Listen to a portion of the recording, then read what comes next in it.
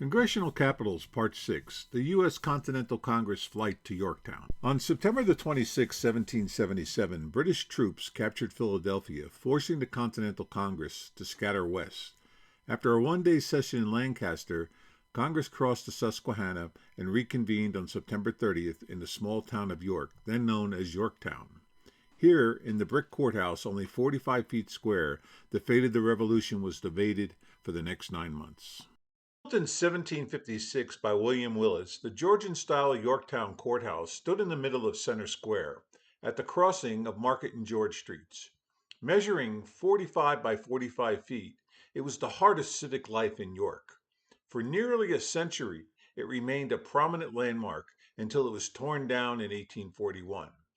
During the nation's bicentennial in 1976, a full-scale replica was constructed a few blocks away to commemorate York's role as a temporary capital of the United States. John Hancock presided as Congress fled into exile, but his strength was failing. Dorothy Quincy Hancock, already known as America's First Lady, had accompanied him in Philadelphia and Baltimore. There she hosted dinners, receptions, and gave Congress a measure of dignity and reassurance. But she did not join him in York. The town offered little social or domestic support, and without her presence, Hancock felt increasingly isolated. Combined with his painful gout and endless hours in the chair, the burden proved too much. On October 29, 1777, he resigned the presidency. With no successor ready, Congress directed Secretary Charles Thompson to accept temporarily the office of an acting president. For 2 days, he presided over debates on finance, military supply, and amendments to the Articles of Confederation, an unusual moment when the secretary became the United States head of state. On November 1st, Congress unanimously chose Henry Laurens of South Carolina as the new president. A freshman delegate, Laurens impressed members with his independence and refusal to vote strictly along sectional lines. He would preside over one of the most turbulent and decisive chapters in congressional history. The most important task before Congress was completing a constitution. John Dickinson had presented his draft of the Articles of Confederation in Philadelphia on July 12, 1776. That draft gave Congress genuine powers, including taxation authority, regulation of trade, and proportional representation. The demands of war compelled many conservative delegates who had favored a strong central government to return home to attend to their states and businesses. Left behind in York, a new majority embraced state sovereignty over national power, stripping Congress of taxing and commercial authority and entrenching the rule of one state, one vote. The articles adopted in York on November 15, 1777, were deliberately weak. A framework designed to hold 13 states together through war, but ill-suited to governing the new federal government in peace. Amid these constitutional debates, news arrived that electrified the chamber. On October 18th, General Horatio Gates reported the surrender of British General Burgoyne at Saratoga. It was the greatest American victory of the war to date. Congress voted formal thanks, ordered a gold medal struck in Gates's honor, and recognized that the Revolution fortunes had shifted. The victory at Saratoga opened the door to foreign recognition.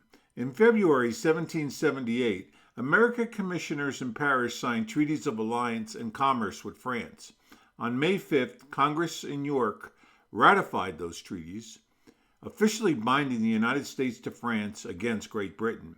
On that same day, they appointed Baron von Steuben Inspector General, a critical step as Washington's ragged army struggled through the privations of Valley Forge.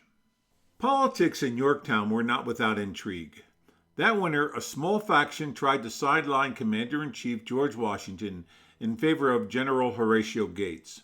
Known as the Conway Cabal, the plot quickly collapsed once exposed, strengthening Washington's standing in the states. President Laurens himself tried to remain neutral, but the episode underscored the fragility of the congressional politics while exiled in York. Life in Yorktown was grueling. Delegates met for long hours in cramped quarters. Lawrence, suffering from gout, was at times carried into the courthouse to preside.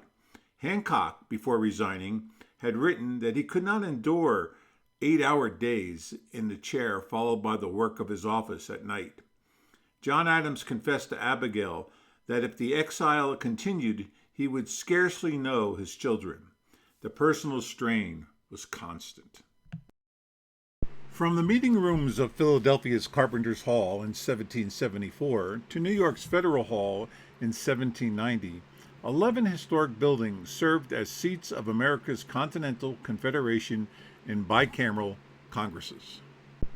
To celebrate the 250th birthday of the United States of America, we created a richly illustrated 2026 calendar, which presents the architectural, political, and cultural history of each of the 11 congressional capitals, where the foundations of the United States were laid.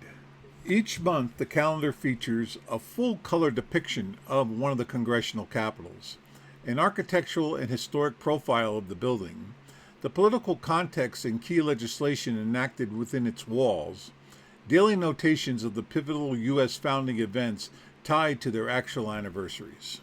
Far more than a calendar, this is a portable historical exhibit bringing together forgotten capitals, overlooked debates, and legislative milestones that transformed a group of colonies into a functioning republic. Perfect for the historians, educators, students, and all who wish to follow the nation's path from independence to the Constitution, month by month. To order, visit www.historic.us/CAPITOLS.